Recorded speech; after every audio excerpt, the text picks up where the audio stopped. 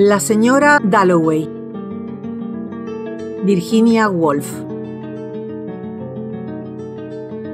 1.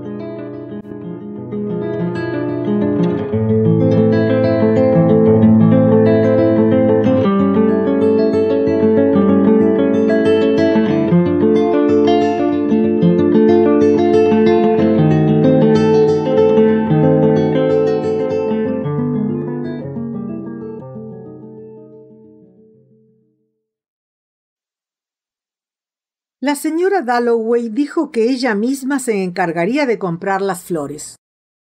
Sí, ya que Lucy tendría trabajo más que suficiente. Había que desmontar las puertas. Acudirían los operarios de Rumpelmayer. Y entonces Clarissa Dalloway pensó: ¡qué mañana diáfana! Cual regalada a unos niños en la playa. ¡Qué fiesta! ¡Qué aventura! Siempre tuvo esta impresión cuando, con un leve gemido de las bisagras que ahora le pareció oír, abría de par en par el balcón en Bolton y salía al aire libre. ¡Qué fresco! ¡Qué calmo! Más silencioso que este, desde luego, era el aire a primera hora de la mañana. Como el golpe de una ola, como el beso de una ola, fresco y penetrante, y sin embargo, para una muchacha de 18 años, que era los que entonces contaba, solemne, con la sensación que la embargaba mientras estaba en pie ante el balcón abierto de que algo horroroso estaba a punto de ocurrir, mirando las flores, mirando los árboles con el humo que sinuoso surgía de ellos y las cornejas alzándose y descendiendo, y lo contempló en pie hasta que Peter Walsh dijo: ¿meditando entre vegetales? ¿Fue eso? Prefiero los hombres a las coliflores. ¿Fue eso? Seguramente lo dijo a la hora del desayuno, una mañana en que ella había salido a la terraza, Peter Walsh. Regresaría de la India cualquiera de estos días, en junio o julio. Clarissa Dalloway lo había olvidado debido a lo aburridas que eran sus cartas. Lo que una recordaba eran sus dichos, sus ojos, su cortaplumas, su sonrisa, sus malos humores, y cuando millones de cosas se habían desvanecido totalmente, qué extraño era, unas cuantas frases como esta referente a las verduras. Quedó un poco envarada en la acera para dejar pasar el camión de Durnall. Mujer encantadora la consideraba Scrop Purvis, quien la conocía como se conoce a la gente que vive en la casa contigua en Westminster. Algo de pájaro tenía, algo de grajo, azul verde, leve, vivaz, a pesar de que había ya cumplido los 50 y de que se había quedado muy blanca a raíz de su enfermedad. Y allí estaba, como posada en una rama, sin ver a Scrop Purvis, esperando el momento de cruzar, muy erguida. Después de haber vivido en Westminster, ¿cuántos años llevaba ahora allí? Más de 20. Una siente incluso en medio del tránsito o al despertar en la noche, y de ello estaba Clarissa muy cierta, un especial silencio o una solemnidad, una indescriptible pausa, una suspensión, aunque esto quizá fuera debido a su corazón afectado, según decían, por la gripe, antes de las campanadas del Big Ben. Ahora sonaba solemne. Primero un aviso musical, luego la hora irrevocable. Los círculos de plomo se disolvieron en el aire. Mientras cruzaba Victoria Street, pensó qué tontos somos. Sí, porque solo Dios sabe por qué la amamos tanto, por qué la vemos así, creándose, construyéndose alrededor de una, revolviéndose, renaciendo de nuevo en cada instante. Pero las más horrendas arpías, las más miserables mujeres sentadas ante los portales, bebiendo su caída, hacen lo mismo, y tenía la absoluta certeza de que las leyes dictadas por el Parlamento de nada servían ante aquellas mujeres debido a la misma razón. Amaban la vida. En los ojos de la gente, en el ir y venir y el ajetreo, en el griterío y el zumbido, los carruajes, los automóviles, los autobuses, los camiones, los hombres anuncio que arrastran los pies y se balancean, las bandas de viento, los órganos, en el triunfo, en el campanilleo y en el alto y extraño canto de un avión en lo alto, estaba lo que ella amaba, la vida. Londres, este instante de junio. Sí, porque el mes de junio estaba mediado. La guerra había terminado, salvo para algunos como la señora Foxcroft, que anoche, en la embajada, se atormentaba porque aquel guapo muchacho había muerto en la guerra y ahora un primo heredaría la antigua casa solariega. O como Lady Bexborough, quien, decían, inauguró una tómbola con el telegrama en la mano. John, su predilecto, había muerto en la guerra. Pero había terminado. A Dios gracias, había terminado. Era junio. El rey y la reina estaban en palacio. Y en todas partes, pese a ser aún tan temprano, imperaba un ritmo, un movimiento de jacas al galope, un golpeteo de palos de cricket, Lords, Ascot, Ranelagh y todo lo demás, envueltos en la suave red del aire matutino gris azulado, que a medida que avanzara el día lo iría liberando, y en sus céspedes ondulados aparecerían las saltarinas jacas, cuyas manos, con solo tocar levemente el suelo, las impulsaban hacia lo alto. Y los muchachos arremolinándose, y las rientes chicas con sus vestidos de transparente muselina, que incluso ahora, después de haber bailado durante toda la noche, daban un paseo a los corretones perros absurdamente lanudos. E incluso ahora, a esta hora, viejas y discretas viudas hacendadas pasaban veloces en sus automóviles, camino de misteriosas diligencias. Y los tenderos se asomaban a los escaparates para disponer los diamantes falsos y los auténticos, los viejos y preciosos broches verde mar con montura del siglo XVIII, para tentar a los norteamericanos. Pero hay que economizar y no comprar temerariamente cosas para Elizabeth. Y también ella, amándolo cual lo amaba, con una absurda y fiel pasión, ya que antepasados suyos habían sido cortesanos en el tiempo de los Jorges, iba aquella misma noche a iluminar y adornar. Iba a dar una fiesta. Pero cuán extraño fue el silencio al entrar en el parque. La neblina, el murmullo, los felices patos de lento andar, los panzudos pájaros de torpe andar. ¿Y quién se acercaba dando la espalda a los edificios del gobierno, cual era pertinente, con una cartera de mano en la que destacaba el escudo real? Sino el mismísimo Hugh Whitbrad, su viejo amigo Hugh, el admirable Hugh. Excediéndose quizá en el tono, ya que se conocían desde la infancia, Hugh dijo: «Muy buenos días, mi querida Clarissa. ¿A dónde vas?» «Me gusta pasear por Londres», repuso la señora Dalloway. «En realidad es mejor que pasear por el campo». Habían venido, desgraciadamente, para ir al médico. Otra gente venía para ver cuadros, para ir a la ópera, para presentar a sus hijas. Los Whitbrad venían para ir al médico.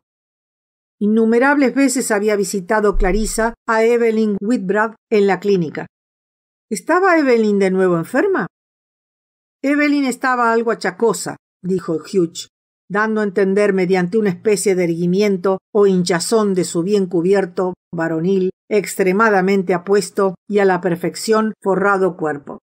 Siempre iba casi demasiado bien vestido, pero cabía presumir que estaba obligado a ello por su pequeño cargo en la corte, que su esposa padecía cierta afección interna, nada grave, lo cual Clarissa Dalloway, por ser antigua amiga, comprendería a la perfección sin exigirle concreciones. Oh, sí, claro, lo comprendió. ¡Qué pesadez! Y experimentó sentimientos de hermandad y al mismo tiempo tuvo rara conciencia de su sombrero. No era el sombrero adecuado a aquella temprana hora de la mañana, ¿verdad? Sí, ya que Hugh siempre le causaba esta sensación, mientras parloteaba y se quitaba el sombrero en ademán un tanto ampuloso y le aseguraba que parecía una muchacha de 18 años y le decía que, desde luego, esta noche iría a su fiesta, por cuanto Evelyn había insistido en que así lo hiciera.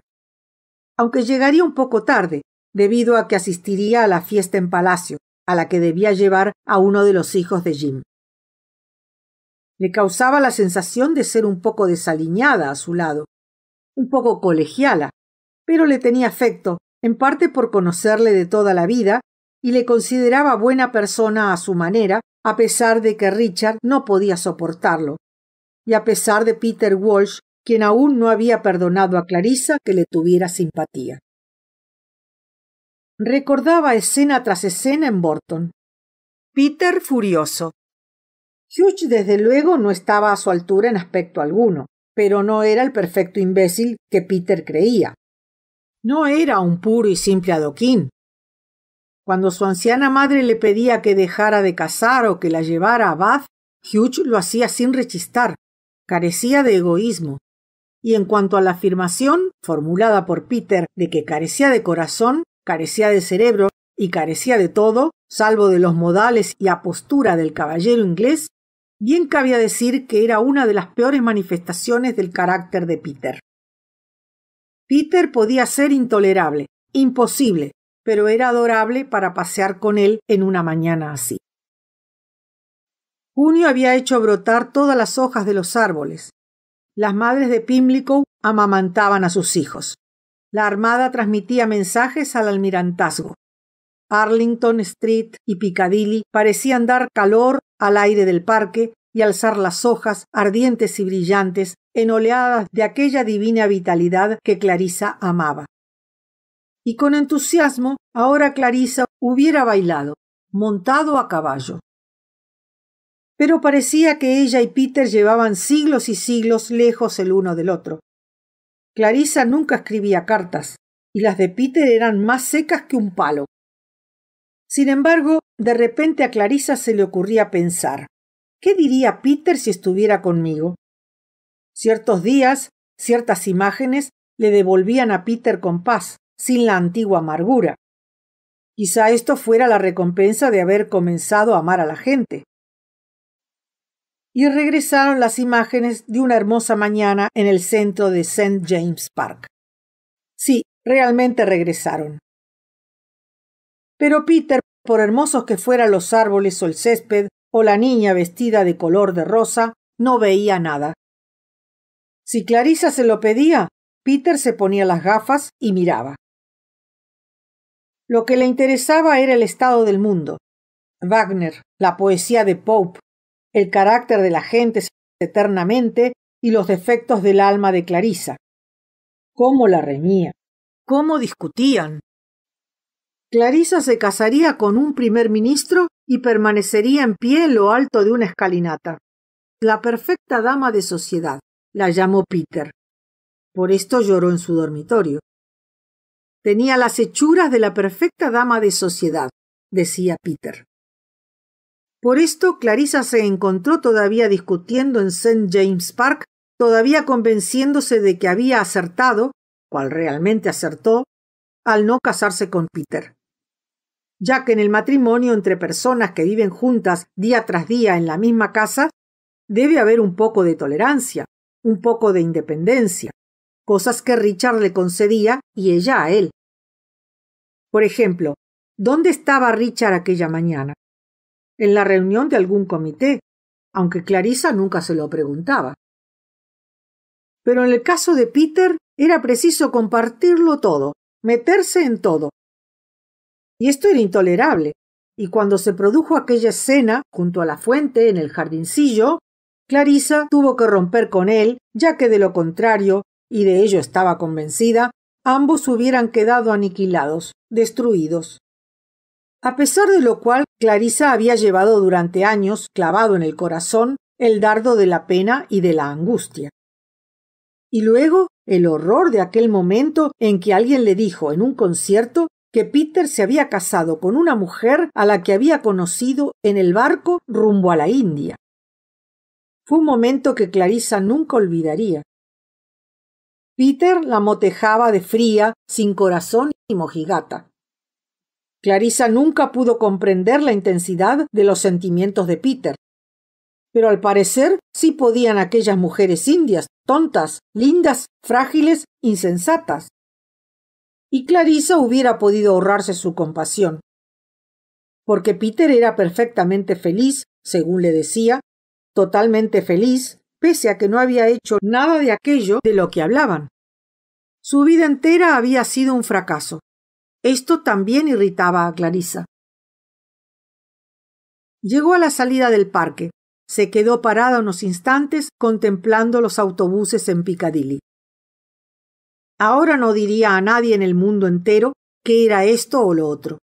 Se sentía muy joven y al mismo tiempo indeciblemente avejentada. Como un cuchillo atravesaba todas las cosas y al mismo tiempo estaba fuera de ellas mirando. Tenía la perpetua sensación, mientras contemplaba los taxis, de estar fuera, muy lejos, en el mar y sola. Siempre había considerado que era muy peligroso vivir, aunque solo fuera un día. Y conste que no se creía inteligente ni extraordinaria. Ignoraba cómo se las había arreglado para ir viviendo con los escasos conocimientos que Fräulein Daniels le había impartido. No sabía nada, ni idiomas, ni historia. Ahora rara vez leía un libro, como no fuera de memorias en la cama. Y sin embargo, esto le parecía absorbente. Todo esto, los taxis que pasaban. Y nunca diría de Peter, ni diría de sí misma, soy esto, soy aquello. Su único don era conocer a la gente, casi por instinto, pensó, mientras proseguía su camino. Si se la ponía en una habitación con alguien, arqueaba la espalda como un gato o ronroneaba. Devonshire House, Bath House, la casa con la cacatúa de porcelana, todas las había visto iluminadas y recordaba a Silvia, a Fred, a Sally Seaton, a tanta y tanta gente. Y bailar durante toda la noche, y los carros avanzando camino del mercado, y el regreso a casa en coche cruzando el parque. Recordó que una vez arrojó un chelín a las aguas de la Serpentín. Pero todo el mundo recordaba. Lo que le gustaba era esto, aquí, ahora, ante ella. La señora gorda dentro del taxi. Caminando hacia Bond Street, se preguntó si acaso importaba que forzosamente tuviera que dejar de existir por entero. Todo esto tendría que proseguir sin ella. Se sintió molesta. O quizás se transformaba en un consuelo el pensar que la muerte no terminaba nada, sino que, en cierta manera, en las calles de Londres, en el ir y venir de las cosas, ella sobrevivía. Peter sobrevivía. Vivían el uno en el otro, y ella era parte, tenía la certeza, de los árboles de su casa, de la casa misma, a pesar de ser fea y destartalada. Parte de la gente a la que no conocía, que formaba como una niebla entre la gente que mejor conocía, que la alzaban hasta dejarla posada en sus ramas, cual había visto que los árboles alzan la niebla, y que su vida y ella misma se extendían hasta muy lejos.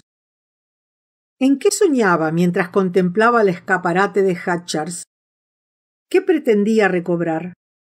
¿Qué imagen de blanco amanecer en el campo mientras en el libro abierto leía «No temas más el ardor del sol, ni las furiosas rabias invernales»?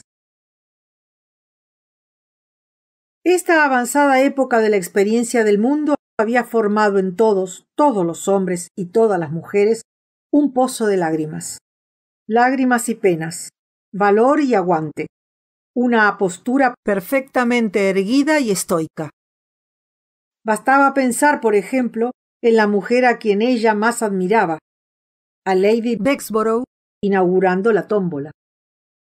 Allí estaban Jans and Jollities de Jorrocks, allí estaba Soapy Sponge y las memorias de la señora Asquith, y Big Gum Shooting in Nigeria, todos abiertos. Había muchos libros, pero ninguno de ellos parecía ser el exactamente adecuado para dárselo a Evelyn Whitbrad en la clínica. Nada había que pudiera divertirla y lograr que aquella indescriptiblemente reseca mujercita pareciera, cuando entrara Clarissa, cordial, aunque solo fuera por un instante, antes de que las dos quedaran dispuestas para la generalmente interminable conversación acerca de femeninas dolencias. Cuánto deseaba que la gente se mostrase complacida en el momento en que ella entraba, pensó Clarissa. y dio media vuelta y volvió atrás hacia Bond Street, enojada, porque le parecía tonto tener otras razones para hacer las cosas. Hubiera preferido mucho más ser una de esas personas como Richard, quien hacía las cosas por ellas mismas. En tanto que, pensó, esperando el momento de cruzar, la mitad de las veces ella no hacía las cosas simplemente, no las hacía por sí mismas, sino para que la gente pensara esto o lo otro, lo cual le constaba era una perfecta estupidez. Y ahora el guardia levantó la mano, ya que nadie se dejaba arrastrar ni siquiera durante un segundo. Oh, si pudiera comenzar a vivir de nuevo, pensó en el momento de pisar la calzada. Hasta tendría un aspecto diferente. En primer lugar, hubiera sido morena, como Lady Bexborough, de tez bruñida y hermosos ojos. Hubiera sido lo mismo que Lady Bexborough, lenta y señorial, un tanto corpulenta, una mujer interesada en la política, igual que un hombre, con una casa de campo, extremadamente digna y muy sincera. Contrariamente, tenía la figura estrecha como un palillo y una carita ridícula, picuda cual la de un pájaro. Cierto era que tenía buen porte, y lindas manos y lindos pies, y vestía bien, si se tenía en cuenta lo poco que en ello gastaba. Pero ahora a menudo este cuerpo que llevaba, se detuvo para contemplar un cuadro holandés, este cuerpo con todas sus facultades le parecía nada, nada en absoluto.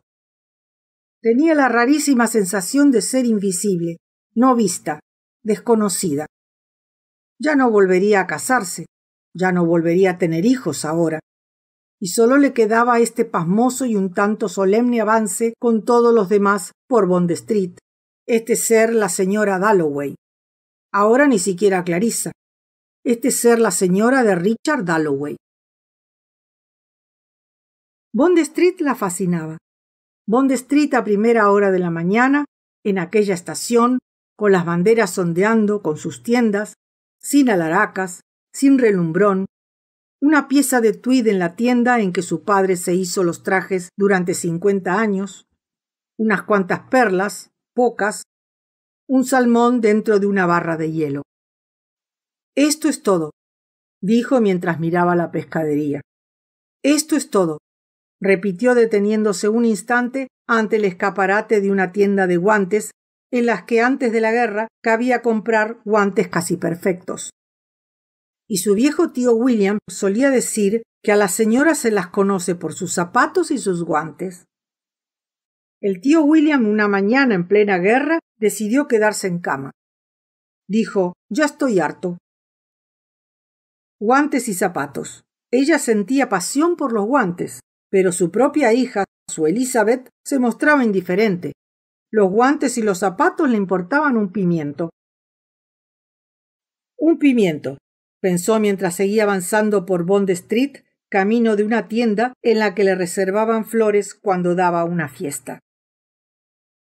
En realidad lo que más le importaba a Elizabeth era su perro. Esta mañana la casa entera olía a alquitrán. De todos modos, más valía que a Elizabeth le diera por el pobre Grisel que por la señorita Killman.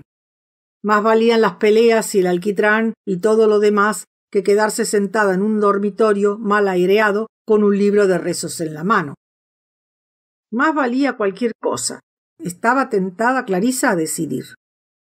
Pero, como decía Richard, quizá fuera solamente una fase, una de estas fases por las que todas las chicas pasan. Quizás se hubiera enamorado. Pero ¿por qué la señorita Killman? Que desde luego había tenido mala suerte, lo cual siempre es preciso tener en cuenta, pero que, como Richard decía, era muy competente y tenía verdadera mentalidad histórica. De todos modos, ahora eran inseparables, y Elizabeth, su propia hija, comulgaba. ¿Y cómo vestía y cómo trataba a los invitados que no le caían bien? Por experiencia, Clarissa sabía que el éxtasis religioso endurece los modales de la gente, igual que las causas. Amortiguaba su sensibilidad, ya que la señorita Killman era capaz de hacer cualquier cosa en favor de los rusos, y se mataba de hambre por los austríacos. pero con su comportamiento privado infligía una verdadera tortura al prójimo. Tan insensible era, ataviada con su impermeable verde. Hacía años y años que llevaba aquel impermeable. Sudaba. En cuanto entraba en una habitación, nunca pasaban 5 minutos sin que hiciera sentir su superioridad, tu inferioridad, lo pobre que ella era, lo rica que era una. Cómo vivía en un cuartucho, sin un almohadón, sin una cama, sin una alfombra, o sin lo que sea, con el alma cubierta por la herrumbre de la ofensa, después de haber sido despedida de la escuela durante la guerra. Pobre criatura, amargada y desdichada. Sí, porque no se la odiaba a ella, sino al concepto de ella. Y sin duda alguna, este concepto llevaba incorporadas muchas cosas que no eran de la señorita Killman. Y la señorita Killman se había convertido en uno de esos espectros con los que se lucha por la noche. Uno de esos espectros que se ponen a horcajadas sobre nosotros y nos chupan la mitad de la sangre, dominadores y tiránicos. Pero sin la menor duda, si los dados de la fortuna hubieran caído de otra manera, más favorable a la señorita Killman, Clarissa lo hubiera amado. Pero no en este mundo, no. Sin embargo, a Clarissa la irritaba llevar este monstruo brutal agitándose en su interior, la irritaba oír el sonido de las ramas quebrándose y sentir sus cascos hincándose en las profundidades de aquel bosque de suelo cubierto por las hojas, el alma. No podía estar en momento alguno totalmente tranquila o totalmente segura, debido a que en cualquier instante el monstruo podía atacarla con su odio, que de manera especial, después de su última enfermedad, tenía el poder de provocarle la sensación de ser rasgada, de dolor en la espina dorsal. Le producía dolor físico y era causa de que todo su placer en la belleza, en la amistad, en sentirse bien, en ser amada y en convertir su hogar en un sitio delicioso, se balanceara, temblara y se inclinara como si realmente hubiera un monstruo royendo las raíces, como si la amplia gama de satisfacciones solo fuera egoísmo. ¡Cuánto odio! Tonterías, tonterías, se dijo gritando a sí misma mientras empujaba la puerta giratoria de la floristería Mulberry. Avanzó ligera, alta, muy erguida, para recibir inmediatamente la bienvenida de la señorita Pym con su cara de capullo y sus manos de rojo vivo, como si las hubiera tenido en agua fría con las flores. Allí había flores, espuelas de caballero, guisantes de olor, ramos de lilas y claveles, masas de claveles. Allí había rosas, había flor de lis. Ah, sí, en el terrenal jardín respiraba los dulces olores, mientras en pie hablaba con la señorita Pym, que estaba obligada a atenderla, y que la consideraba amable, ya que amable había sido desde hacía años. Muy amable, pero este año parecía más vieja, mientras volvía la cabeza a uno y otro lado entre las flores de lis y las rosas y las reverencias de los ramos de lilas, entornados los ojos, inhalando, después del rugido de la calle, el delicioso aroma, la exquisita frescura. Y después, al abrir los ojos, ¡qué frescas! Como ropa blanca recién lavada y planchada y puesta en cestas de mimbre, le parecieron las rosas. Y los oscuros y altaneros claveles rojos, alta la cabeza. Y los guisantes de olor desparramándose en los cuencos con sus matices violeta, blanco nieve, pálidos.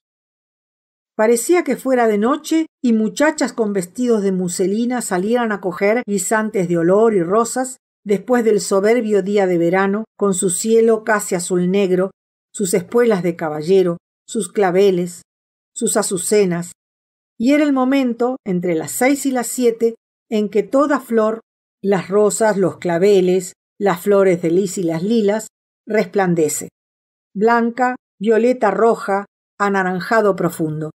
Toda flor parece arder suavemente con pureza en la tierra neblinosa. Y cuánto le gustaban las grises y blancas mariposas nocturnas revoloteando, yendo y viniendo por entre las belloritas de noche. y cuando comenzó a ir en compañía de la señorita Pym de jarro en jarro, escogiendo tonterías, tonterías, se decía a sí misma, más y más dulcemente, como si aquella belleza, aquel aroma, aquel color y el hecho de que la señorita Pym le tuviera simpatía y confiar en ella formaran una ola por la que ella se dejaba llevar, superando aquel odio, superando aquel monstruo, superándolo todo. Y la ola la levantaba más y más cuando, ¡oh!, en la calle sonó un disparo de pistola. «Estos automóviles», dijo la señorita Pym mientras iba a mirar a través del escaparate. Y regresó sonriendo con expresión de disculpa, llena las manos de guisantes de olor, como si ella fuera responsable de aquellos automóviles, de aquellos neumáticos de automóvil. La violenta explosión que hizo dar un salto a la señora Dalloway y obligó a la señorita Pym a ir al escaparate y a pedir disculpas, procedía de un automóvil que se había detenido junto a la acera opuesta, exactamente delante del escaparate de la floristería Mulberry. Los transeúntes, que desde luego se habían detenido para mirar, tuvieron el tiempo justo de ver una cara de suma importancia contra el fondo de la tapicería gris tórtola antes de que una mano masculina corriera la cortinilla y nada más pudiera verse, salvo una porción de color gris tórtola. Sin embargo, inmediatamente comenzaron a correr los rumores desde la mitad de Bond Street hacia Oxford Street, por una parte, y hacia la perfumería de Atkinson, por otra, pasando invisibles, inaudibles, como una nube, veloces como un velo sobre colinas, y descendiendo, de modo parecido a la brusca serenidad y el brusco silencio de la nube, sobre nosotros, que un segundo antes estaban en el mayor desorden. Pero ahora el ala del misterio había pasado por ellos. Habían oído la voz de la autoridad. El espíritu de la religión había salido al exterior con los ojos vendados y la boca abierta de par en par. Aunque nadie sabía qué rostro era aquel que había sido vislumbrado. ¿Sería el príncipe de Gales? ¿La reina? ¿El primer ministro? ¿De quién era aquella cara? Nadie lo sabía.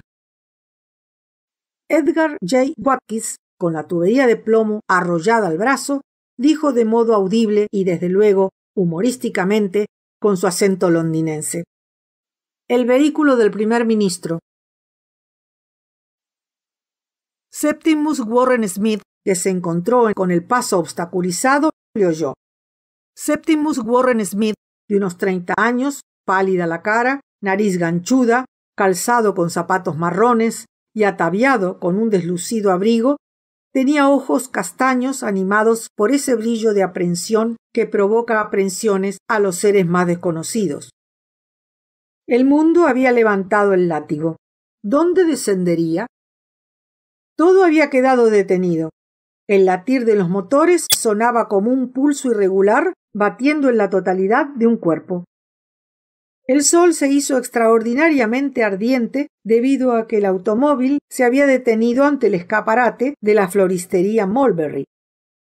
Viejas señoras en lo alto de los autobuses abrieron negras sombrillas. Aquí una sombrilla verde, allí una sombrilla roja, se abrieron con un leve plop. La señora Dalloway se acercó a la ventana, llenos los brazos de guisantes de olor, y miró hacia afuera con su carita rosada, fruncida inquisitivamente. Todos miraron el automóvil. Septimus miraba. Los chicos que iban en bicicleta se apearon de un salto. El tránsito se detuvo y se acumularon los vehículos. Y allí estaba el automóvil, corridas las cortinillas, y en ellas un curioso dibujo en forma de árbol, pensó Septimus, y aquella gradual convergencia de todo en un centro que estaba produciéndose ante sus ojos.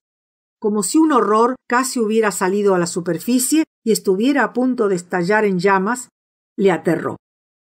El mundo vacilaba y se estremecía y amenazaba con estallar en llamas. «Soy yo quien obstruye el camino», pensó Septimus. ¿Acaso no le miraban y le señalaban con el dedo? ¿Acaso no estaba allí plantado, arraigado en el pavimento, para un propósito determinado?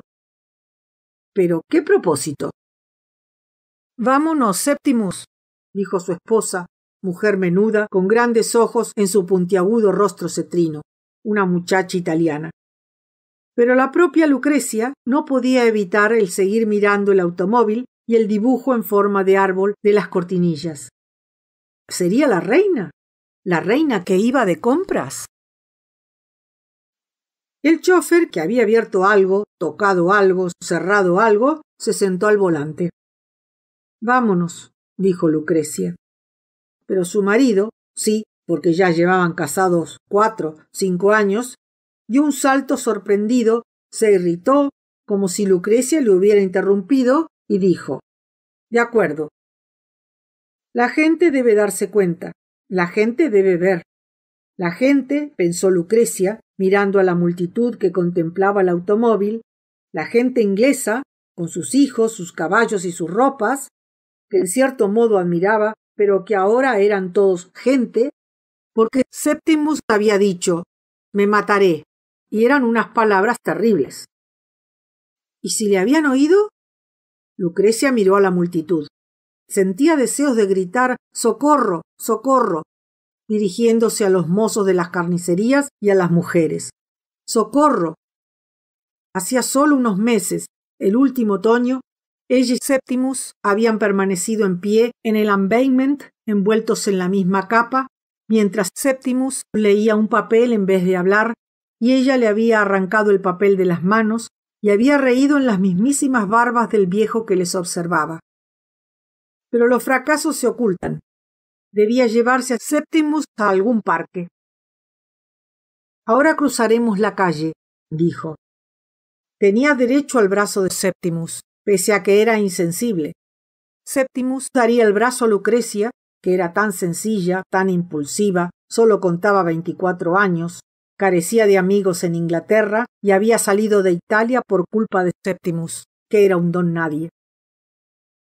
El automóvil, con las cortinillas corridas y un aire de inescrutable reserva, avanzó hacia Piccadilly, siendo todavía contemplado, alterando todavía los rostros a ambos lados de la calle, con idéntico aliento oscuro de veneración, sin que nadie supiera si se trataba de la reina, el príncipe o el primer ministro. El rostro en sí mismo solo había sido visto por 3 personas unos pocos segundos. Incluso el sexo era ahora objeto de controversia. Pero no cabía la menor duda acerca de la grandeza de quien iba sentado dentro del automóvil.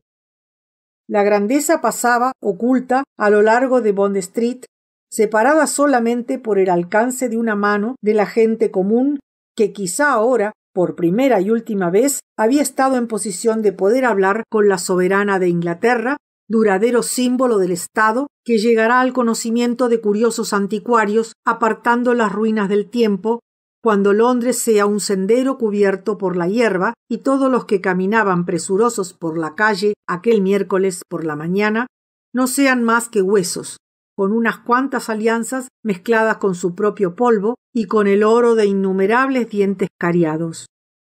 Entonces el rostro del automóvil sería conocido. Probablemente se trata de la reina, pensó la señora Dalloway, saliendo de la floristería Mulberry con sus flores. La reina.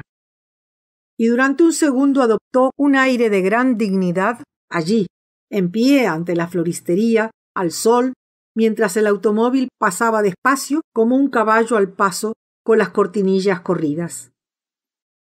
La reina camino de algún hospital, la reina yendo a la inauguración de alguna tómbola, pensó Clarissa. El tránsito era terriblemente denso teniendo en cuenta la hora. ¿Lords? ¿Ascot? ¿Hurlingham? Se preguntó Clarissa porque la calle estaba obstruida. Los individuos de la clase media británica, sentados unos junto a otros en lo alto de los autobuses, con sus paquetes y sus paraguas, sí, e incluso con pieles, en semejante día, eran, pensó, más ridículos, más diferentes a todo de lo que cabía imaginar. Y la mismísima reina detenida, la reina sin poder seguir su camino. Clarissa estaba inmóvil a un lado de Brook Street, Sir John Buckhurst, el viejo juez, estaba al otro lado, con el automóvil en medio entre los dos. Sir John había aplicado la ley durante muchos años y le gustaban las mujeres bien vestidas. Cuando el chófer, inclinándose muy levemente, dijo o mostró algo al guardia, que saludó y alzó el brazo y efectuó un brusco movimiento lateral de la cabeza, con lo que echó el autobús a un lado y el automóvil siguió adelante. Despacio y muy silenciosamente prosiguió su camino. Clarissa procuró adivinar. Clarissa lo sabía de cierto, desde luego. Había visto algo blanco, mágico, circular, en la mano del lacayo, un disco con un nombre inscrito en él. ¿El de la reina? ¿El del príncipe de Gales? ¿El del primer ministro? Que en mérito de su propio lustre se abría camino abrasador. Clarissa veía cómo el automóvil se empequeñecía, cómo desaparecía, para relumbrar entre candelabros, destellantes estrellas, pechos embarados por las hojas de roble, Hugh Whitbrad y sus colegas, los caballeros de Inglaterra, aquella noche en el palacio de Buckingham. Y Clarissa también daba una fiesta. Se embaró un poco, así estaría de pie en lo alto de la escalinata. El automóvil se había ido, pero había dejado una leve estela que pasaba por las guanterías, las sombrererías, las sastrerías, a ambos lados de Bond Street. Durante 30 segundos todas las cabezas estuvieron inclinadas a un mismo lado, hacia la calle. Las señoras en trance de escoger un par de guantes, por encima o por debajo del codo, de color limón o gris pálido. Se interrumpieron, y cuando la frase estuvo terminada, algo había cambiado. Algo tan leve, en algunos casos concretos, que no había instrumento de precisión, incluso capaz de poder transmitir conmociones ocurridas en China, capaz de registrar sus vibraciones. Algo que, sin embargo, era en su plenitud un tanto formidable, y en su capacidad de llamar la atención, eficacísimo. Por cuanto en todas las sombrererías y las sastrerías, los desconocidos se miraron entre sí y pensaron en los muertos, en la bandera, en el imperio. En una taberna de una calleja lateral, un hombre de las colonias insultó a la casa de Windsor, y esto motivó palabras gruesas, ruptura de jarras de cerveza y un general altercado que provocó extraños ecos a lo lejos en los oídos de las muchachas que compraban blanca ropa interior adornada con puro hilo blanco para su boda. Sí, ya que la superficial agitación producida por el paso del automóvil arañó al hundirse algo muy profundo. Después de deslizarse por Piccadilly, el automóvil penetró en St. James Street. Hombres altos, hombres de robusta constitución, hombres bien vestidos, con sus chaqués, sus blancas pecheras y su cabello peinado hacia atrás, hombres que por razones de difícil determinación se hallaban en pie en el ventanal de White's, las manos detrás de los faldones del chaqué, miraron hacia afuera e instintivamente se dieron cuenta de que la grandeza pasaba por la calle y la pálida luz de la inmortal presencia los envolvió como había envuelto a Clarissa Dalloway. Inmediatamente se irguieron todavía más y quitaron las manos de debajo de los faldones de los chaqués y parecieron dispuestos a servir a la monarquía en la misma boca del cañón, caso de ser necesario, tal como sus antepasados habían hecho. Los blancos bustos y las pequeñas mesas al fondo, cubiertas con números del Tatler y botellas de soda, parecieron dar su aprobación. Parecieron reflejar el ondulante trigo y las casas solariegas de Inglaterra. Y parecieron devolver el débil murmullo de las ruedas del motor del automóvil, como una rumorosa galería devuelve una sola voz ampliada y con sonoridad multiplicada por el poderío de toda una catedral. Envuelta en su chal, con sus flores en la acera, Moll Pratt deseó buena suerte al querido muchacho, era el príncipe de Gales sin duda alguna, y de buena gana hubiera arrojado el precio de una cerveza, un ramillete de rosas, a la calzada de St. James Street, sencillamente impulsada por la alegría y el desprecio a la pobreza, si no hubiera visto que el guardia la estaba mirando con lo que evitó la manifestación de lealtad de una vieja irlandesa. Los centinelas de St. James saludaron y el policía de Queen Alexandra dio su aprobación. Entretanto, una pequeña multitud se había congregado ante el palacio de Buckingham. Distraídos pero pletóricos de confianza, todos pobres, esperaban. Miraban el palacio con la bandera ondeando, miraban a Victoria, hinchada en lo alto de su montículo, admirando el caer del agua, los geranios.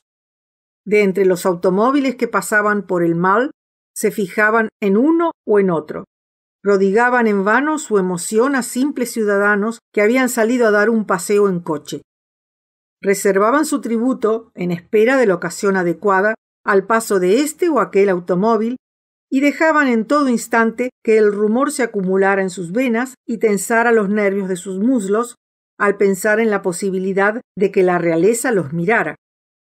La reina haciendo una reverencia, el príncipe saludando, al pensar en la celestial vida concedida por la divinidad a los reyes, en los cortesanos y las profundas reverencias, en la antigua casa de muñecas de la reina, en la princesa Mary, casada con un inglés, y en el príncipe. ¡Ah, el príncipe! Quien, según decían, se parecía pasmosamente al viejo rey Eduardo, aunque era mucho más delgado. El príncipe vivía en St. James, pero podía muy bien ir a visitar a su madre por la mañana. Esto dijo Sarah Bletchley, con su hijo de corta edad en brazos, moviendo la punta del pie arriba y abajo, como si estuviera ante el fuego del hogar en su casa de Pimlico, aunque con la vista fija en el Mall, mientras la mirada de Emily Coates apuntaba a las ventanas del palacio y pensaba en las doncellas, las innumerables doncellas en los dormitorios, los innumerables dormitorios. Un anciano caballero con un terrier de Aberdeen y hombres sin ocupación engrosaron la multitud. El menudo señor Bowley, que se alojaba en el Albany y que tenía tapadas con cera las más profundas fuentes de la vida, aun cuando podía destaparlas súbitamente, de manera incongruente y sentimental, ante hechos como este. Mujeres pobres en espera de ver pasar a la reina, mujeres pobres, simpáticos niñitos, huérfanos, viudas, la guerra. No, tenía lágrimas en los ojos. Una brisa cálida que se deslizaba por el Mall entre los delgados árboles, pasando junto a los héroes de bronce, alzó la bandera que ondeaba en el británico pecho del señor Bowley, quien levantó su sombrero en el aire en el momento en que el automóvil penetraba en el Mall y lo mantuvo levantado mientras el automóvil se acercaba, dejando que las pobres madres de Pimlico le rodearan y le oprimieran, y se quedó muy erguido. El automóvil se acercaba. De repente la señora Coates miró al cielo. El sonido de un aeroplano penetró en tremendo zumbido en los oídos de la multitud. Por allí venía, sobre los árboles, dejando tras sí una estela de humo blanco que se ondulaba y retorcía, escribiendo algo, trazando letras en el cielo. Todos alzaron la vista. Después de dejarse caer como muerto, el aeroplano se alzó rectamente, dibujó un arco, aceleró, se hundió, se alzó e hiciera lo que hiciera, fuera a donde fuera, detrás iba dejando una gruesa y alborotada línea de humo blanco que se rizaba y retorcía en el cielo formando letras. ¿Pero qué letras? ¿Era acaso una C, una E y después una L? Solo un instante se quedaban las letras quietas, luego se movían y se mezclaban y se borraban del cielo, y el aeroplano veloz se alejaba todavía más y de nuevo, en un nuevo espacio del cielo, comenzaba a escribir una K y una E y una Y, quizá. Blackso, dijo la señora Coates en voz tensa, maravillada, fija la vista en lo alto, con el niño rígido y blanco en sus brazos. Cremo, murmuró como una sonámbula la señora Bletchley.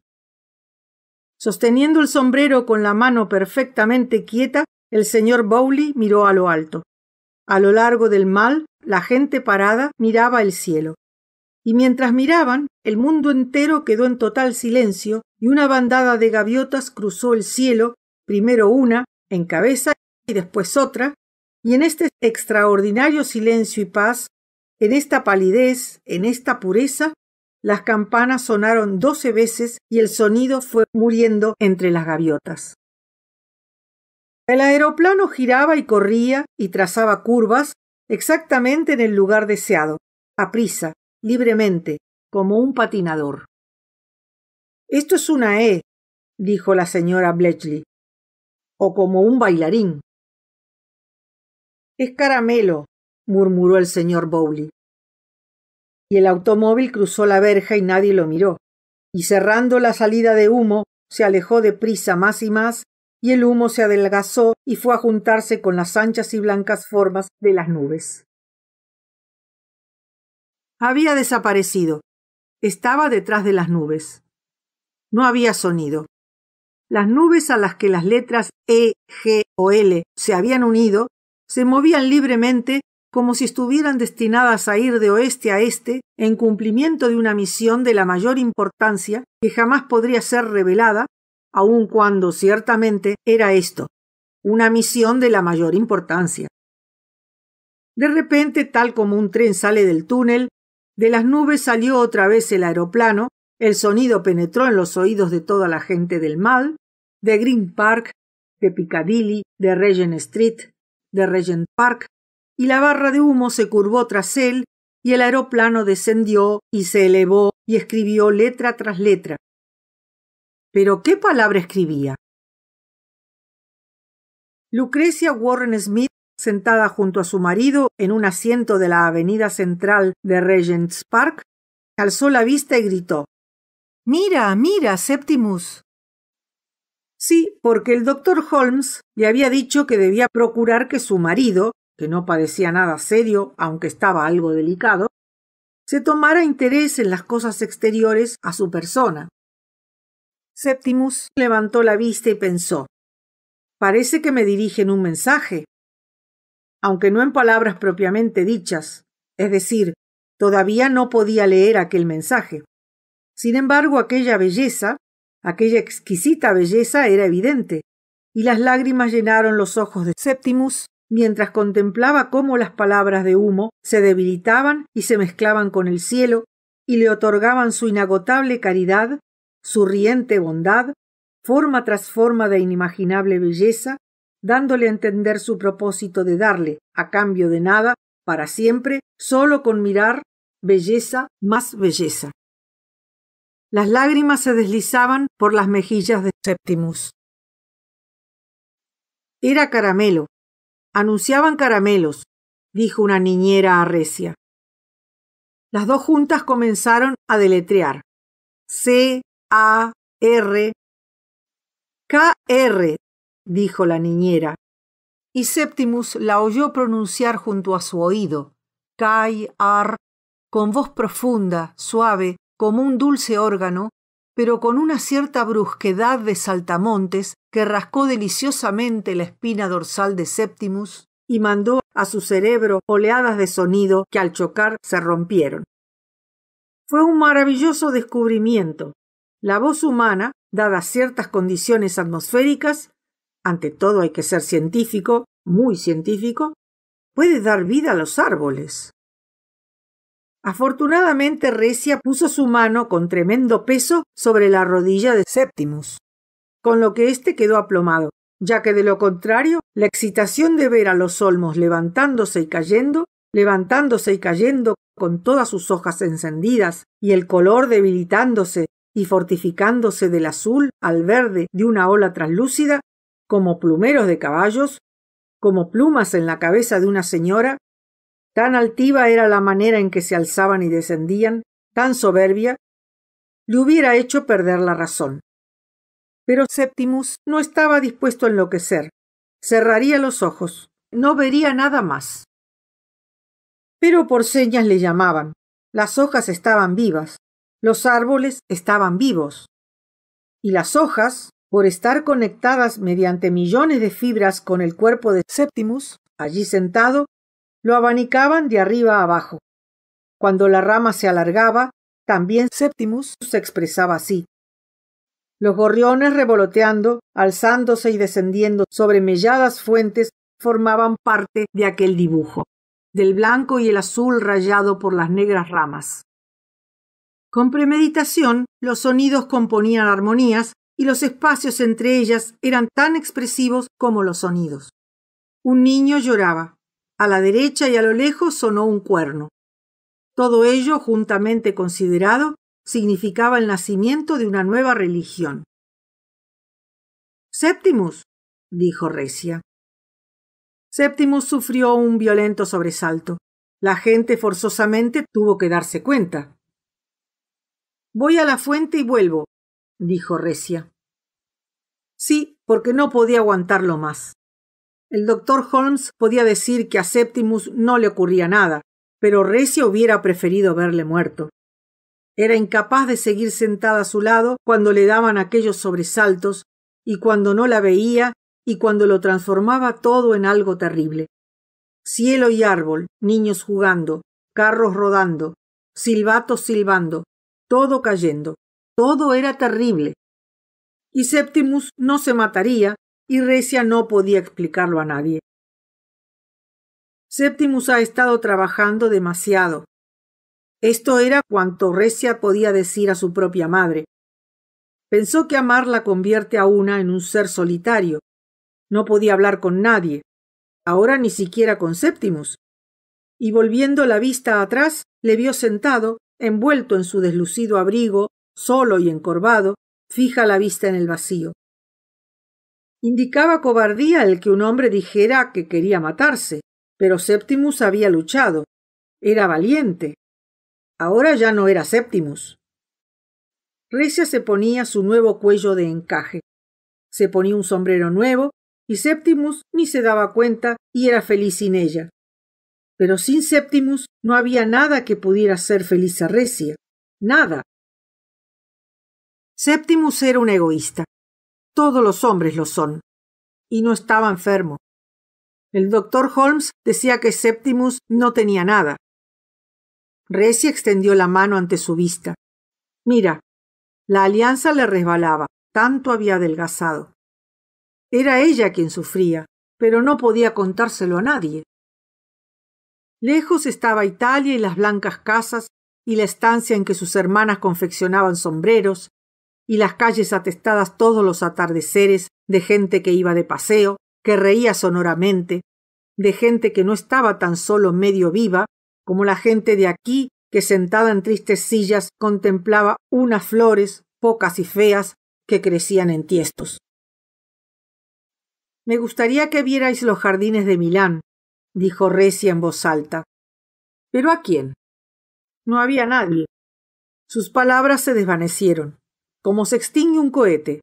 Brilla después de haberse abierto paso en la noche, se rinde a la noche, desciende la oscuridad, cubre los perfiles de casas y torres, se suavizan las laderas de las colinas y se hunden. Pero pese a que todo desaparece, la noche está repleta. Privado de color, en la ceguera de las ventanas, todo existe de manera más grave. Todo da lo que la franca luz del día no puede transmitir. La inquietud y la intriga de las cosas conglomeradas en las tinieblas, apiñadas en las tinieblas, carentes del relieve que les da el alba cuando, pintando los muros de blanco y de gris, rebrillando en los cristales de las ventanas, levantando la niebla de los campos, mostrando las vacas pardirrojas que pastan en paz, todo queda de nuevo amarrado a los ojos. Todo existe otra vez. Estoy sola, gritó junto a la fuente del Regent's Park, contemplando al indio con su cruz. Quizá como lo estoy a medianoche, cuando borrados todos los límites, el país recupera su antigua forma, tal como los romanos lo vieron, envuelto en nubes, cuando desembarcaron, y las colinas carecían de nombre, y los ríos serpenteaban hacia no sabían ellos dónde. Tal era la oscuridad en que Recia se hallaba, cuando de repente, cual si hubiera aparecido una plataforma y Recia se encontrara en ella, se dijo que era la esposa de Septimus casada con él años atrás en Milán, sí, su esposa, y nunca diría que Septimus estaba loco. Y ahora se había ido a matarse tal como había amenazado, a arrojarse al paso de un carro. Pero no, estaba allí, aún sentado solo, con su deslucido abrigo, cruzadas las piernas, fija la vista, hablando para sí en voz alta. Los hombres no deben cortar los árboles. ¡Ay Dios! Septimus anotaba estas revelaciones al dorso de sobres. Cambia el mundo, nadie mata por odio. Hazlo saber. Lo escribió. Esperó, escuchó. Un gorrión encaramado en la barandilla ante él pió Septimus, Septimus 4 o 5 veces y siguió emitiendo notas para cantar con lozanía y penetración, en griego, que el crimen no existe, y se le unió otro gorrión y ambos cantaron en voces prolongadas y penetrantes, en griego, en los árboles del Valle de la Vida, más allá del río por el que los muertos caminan, que la muerte no existe. Allí estaba la mano de Septimus, allí estaban los muertos. Cosas blancas se congregaban al otro lado de la barandilla frente a él, pero no osaba mirar. Evans estaba detrás de la barandilla. ¿Qué dices?, preguntó Recia de repente, sentándose a su lado. Interrumpido de nuevo. Recia le estaba interrumpiendo siempre. Lejos de la gente. Debían alejarse de la gente, dijo Septimus, levantándose de un salto, e irse allá inmediatamente, al lugar en que había sillas bajo la copa de un árbol y la larga ladera del parque descendía como una pieza de verde lana, con un cielo de tela azul y humo rosado muy en lo alto, y había un conglomerado de casas lejanas e irregulares envueltas en humo, y el tránsito murmuraba en círculo, y a la derecha animales de sombríos colores alargaban el largo cuello sobre la empalizada del zoo, ladrando y aullando. Allí se sentaron, bajo la copa del árbol. Indicando una reducida tropa de muchachos con palos de jugar al cricket, uno de los cuales arrastraba los pies y daba giros sobre un talón y arrastraba los pies, como si imitara a un payaso, Recia imploró. Mira. Recia imploró mira debido a que el doctor Holmes le había dicho que debía procurar que Septimus se fijara en cosas reales, que fuera al music hall, que jugara al cricket. Sí, dijo el doctor Holmes, no hay juego como el cricket, juego al aire libre, el más indicado para su marido. Mira, repitió Recia. Mira, le invitaba lo no visto, la voz que ahora comunicaba con él, que era el ser más grande de la humanidad, Septimus, últimamente transportado de la vida a la muerte, el señor que había venido para renovar la sociedad, el que yacía como una colcha, como una capa de nieve solo tocada por el sol, sin consumirse jamás, sufriendo siempre, el chivo expiatorio, el sufriente eterno, pero él no quería hacer esto. Gimió, apartando de sí con un ademán aquel eterno sufrir, aquella eterna soledad. Para evitar que hablara en voz alta, para sí, fuera de casa, Recia repitió, mira, y volvió a implorar, oh, mira. ¿Pero qué podía mirar? Unos cuantos corderos. Esto era todo. ¿Cómo ir a la estación del metro de Regent's Park? Sí, ¿podían decirle cómo ir a la estación del metro de Regent's Park? Preguntó Maisie Johnson. Hacía solo 2 días que había llegado de Edimburgo. Para que no viera a Septimus, Recia la echó a un lado con un ademán y exclamó, no es por aquí, es por allá. Los dos parecen raros, pensó Maisie Johnson. Todo le parecía muy raro. Era la primera vez que estaba en Londres y había venido para trabajar a las órdenes de su tío en Leadenhall Street, y ahora al cruzar Regent's Park por la mañana, aquella pareja la había sobresaltado. La joven parecía extranjera y el hombre parecía raro, hasta el punto de que, cuando fuera vieja, aún los recordaría, y entre otros recuerdos haría sonar el recuerdo de la hermosa mañana de verano en la que había cruzado Regent's Park 50 años atrás. Sí, ya que ella solo contaba 19 años, y por fin había alcanzado su propósito de ir a Londres. Y ahora, qué rara era aquella pareja a quien había preguntado cómo ir a la estación del metro. La chica se había sobresaltado y había agitado la mano, y el hombre parecía terriblemente raro. Quizás estaban peleando, quizás estaban separando para siempre. Le constaba que algo les ocurría, y ahora toda esa gente había vuelto a la avenida central, los estanques de piedra, las lindas flores, los hombres viejos y las mujeres, inválidos casi todos ellos, sentados en sillas. Todo parecía, después de Edimburgo, muy raro. Y Maisie Johnson se unió a la gente que arrastraba suavemente los pies, miraba con vaguedad a la gente besada por la brisa, mientras las ardillas se subían a las ramas y se acicalaban, los gorriones revoloteaban, abandonando las fuentes para pedir migajas, y los perros se entretenían en la barandilla y se entretenían los unos a los otros, bañados por el suave y cálido aire que daba al mirar fijo y sin sorpresa, con el que recibían la vida cierta expresión caprichosa y dulcificada. Y Maisie Johnson supo, sin la menor duda, que debía gritar «¡Oh!», ya que aquel joven sentado la había sobresaltado mucho. Le constaba que allí pasaba algo. «¡Horror! ¡Horror!», deseaba gritar. Había abandonado a los suyos, le habían advertido lo que podía ocurrir. ¿Por qué no se había quedado en casa?, gritó crispando la mano en la bola de hierro de la barandilla. Esta chica, pensó la señora Dempster, que guardaba restos de pan para las ardillas y a menudo almorzaba en Regent's Park, no sabe nada de nada. Y realmente la señora Dempster consideraba que más valía ser un poco robusta, un poco desaliñada, un poco moderada en las ambiciones. Percy bebía. Bueno, mejor tener un hijo, pensó la señora Dempster. Fue duro para la señora Dempster y no pudo evitar una sonrisa al ver a aquella chica. «Te casarás, porque eres lo bastante linda para ello», pensó la señora Dempster. «Cásate», pensó, «y verás».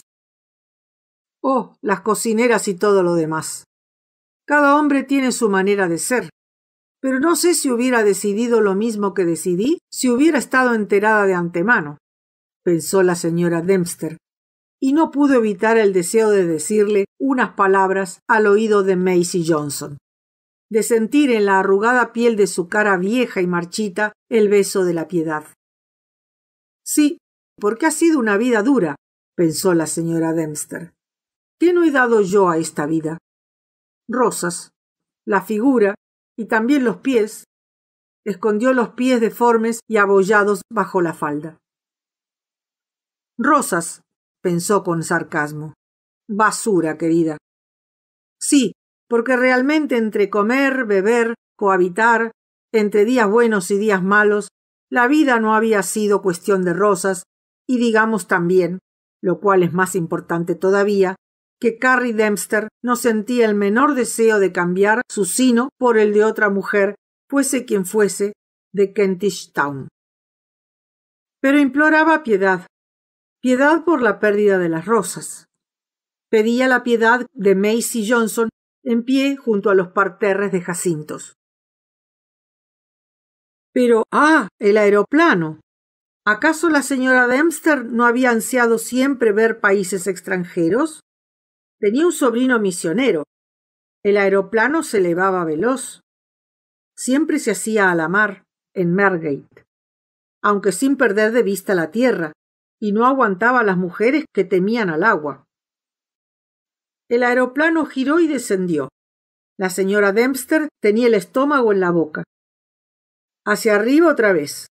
Dentro va un guapo muchacho, apostó la señora Dempster. Y se alejó, deprisa, desvaneciéndose más y más lejos, el aeroplano, pasando muy alto sobre Greenwich y todos los mástiles, sobre la islilla de grises iglesias. St. Paul y las demás hasta que a uno y otro lado de Londres se extendieron llanos los campos y los bosques castaño oscuro, en donde aventureros tordos, saltando audazmente, rápida la mirada, atrapaban al caracol y lo golpeaban contra una piedra 1, 2, 3 veces. El aeroplano se alejó más y más hasta que solo fue una brillante chispa, una aspiración, una concentración, un símbolo, tal le pareció al señor Bentley, que vigorosamente segaba el césped de su jardín en Greenwich, del alma del hombre, de su decisión, pensó el señor Bentley, segando el césped alrededor del cedro, de escapar de su propio cuerpo, salir de su casa mediante el pensamiento. Einstein, la especulación, las matemáticas, la teoría de Mendel. Veloz se alejaba el aeroplano. Entonces, mientras un hombre andrajoso y estrambótico con una cartera de cuero permanecía en pie en la escalinata de la catedral de St. Paul y dudaba, porque dentro estaba el bálsamo, una gran bienvenida, innumerables tumbas con banderas ondeando encima, trofeos de victorias conseguidas, no contra ejércitos, sino, pensaba el hombre, sobre este enojoso espíritu de búsqueda de la verdad que me ha dejado en la situación en que me encuentro, y más aún, la catedral ofrecía compañía, pensaba el hombre, porque le invita a uno a ser miembro de una sociedad. Grandes hombres pertenecen a ella, hay mártires que han muerto por ella. ¿Por qué no entrar?, pensó, y poner esta cartera de cuero repleta de folletos ante un altar, una cruz, el símbolo de algo que se ha elevado por encima de la búsqueda, la persecución y la unión de palabras, y se ha convertido en puro espíritu, sin cuerpo, etéreo. ¿Por qué no entrar?, pensó. Y mientras el hombre dudaba, el aeroplano se alejó sobre Ludgate Circus. Era raro, era silencioso. Ni un sonido se oía por encima del tránsito. Parecía que nadie lo guiara, que volara en méritos de su propia voluntad. Y ahora se alzó en una curva y subió rectamente como algo que se elevara en éxtasis, en puro deleite, y de su parte trasera surgía el humo que, retorciéndose, escribió una C y una A y una R.